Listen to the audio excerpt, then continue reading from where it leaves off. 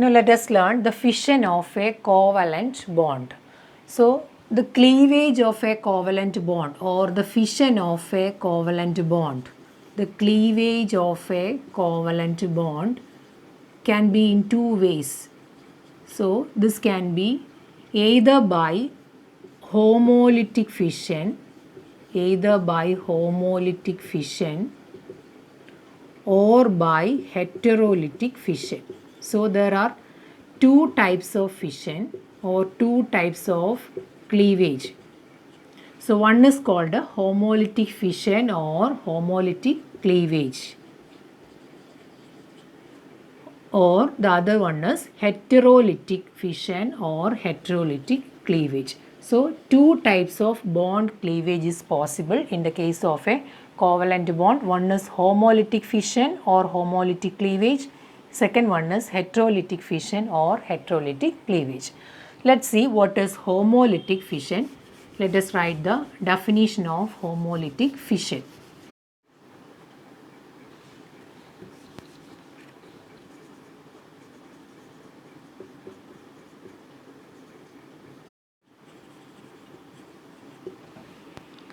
So the definition of homolytic fission is if a covalent bond breaks in such a way that each atom takes away one electron from the shared pair, this mode of bond cleavage is known as homolytic fission.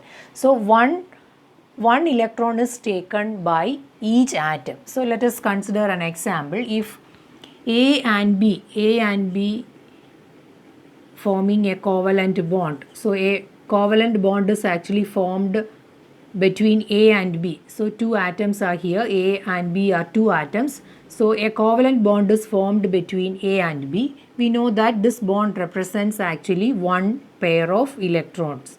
So one pair of electrons are actually shared between A and B.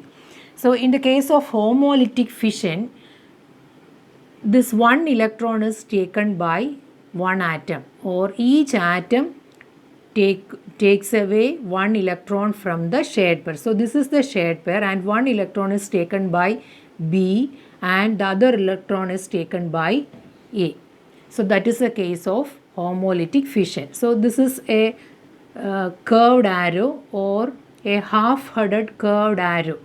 Actually this half-headed curved arrow represents homolytic fission. So in homolytic fission,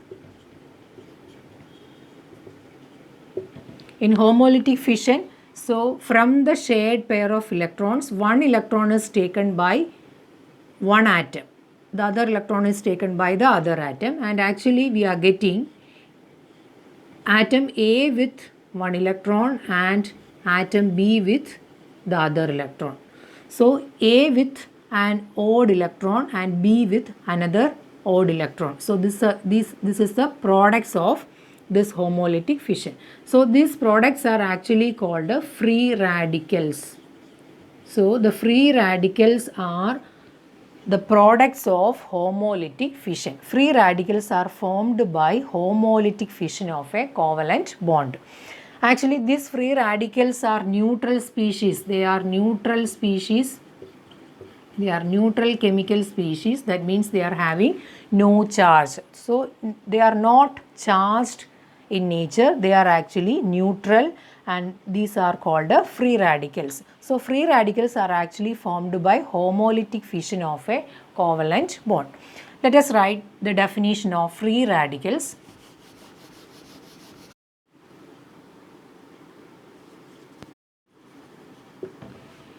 So actually free radicals are neutral chemical species with an unpaired electron. So here we can see the free radicals. They are actually neutral species with an unpaired electron.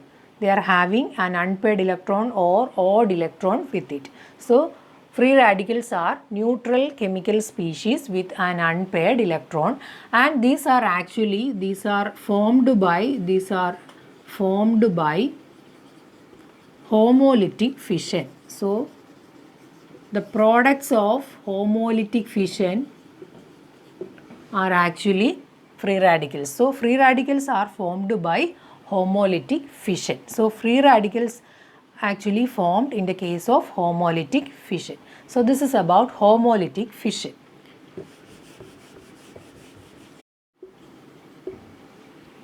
Let's see the next type of bond cleavage, that is heterolytic fission. So heterolytic fission is if a covalent bond breaks in such a way that the shared pair of electrons are taken away by one of the bonded atoms. So the shared pair of electrons or the two electrons are taken by one of the bonded atoms, and this type of bond cleavage is known as heterolytic fission. So let us see an example. If a covalent bond is formed between A and B. So A and B are two atoms and there is a covalent bond between A and B. So this bond is represents two electrons, and we can write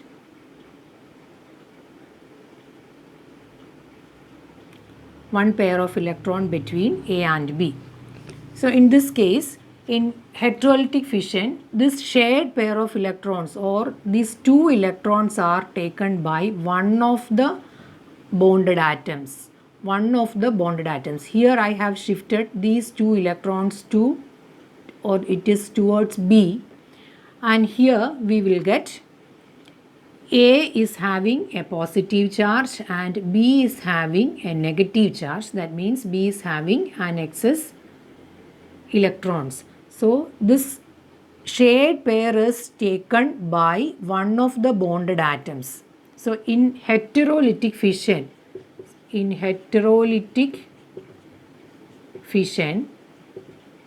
the shared pair or the two electrons are taken by one of the bonded atoms, and we will get A is having a positive charge, that means there is deficiency of electrons, and B is having a negative charge, that means it is taken the shared pair with it. So we can represent B minus and also these two electrons. So these are actually the products of this heterolytic fission, and this is known as a cation. You know that a positively charged species is called a cation and the other one is called a anion. So in this case, the shared pair is shifted towards B. Why it is shifted towards B?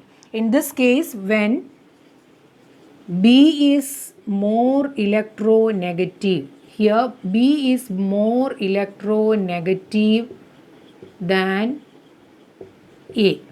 So that is why electrons are shifted towards B. So B is more electronegative. More electronegative means that is B is attracting electrons towards it. So B is having a tendency to attract electrons towards it. So B is having more electronegativity. So B takes the shared pair with it and B is getting a negative charge, and we will get A plus and B minus. In the other case, that means when A is more electronegative, when A is more electronegative than B, this shared pair of electrons are taken by A, since A is more electronegative than B. And in this heterolytic fission, this is also heterolytic fission.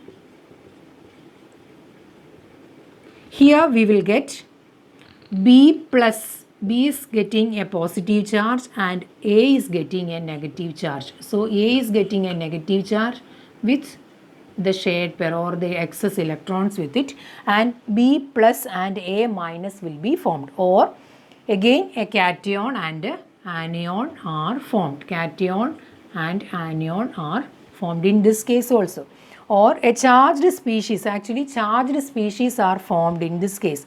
Heterolytic fission creates charged species. That means charged species are formed in the case of a heterolytic fission. So heterolytic fission means the shared pair is shifted towards one of the bonded atoms. That is the meaning of heterolytic fission.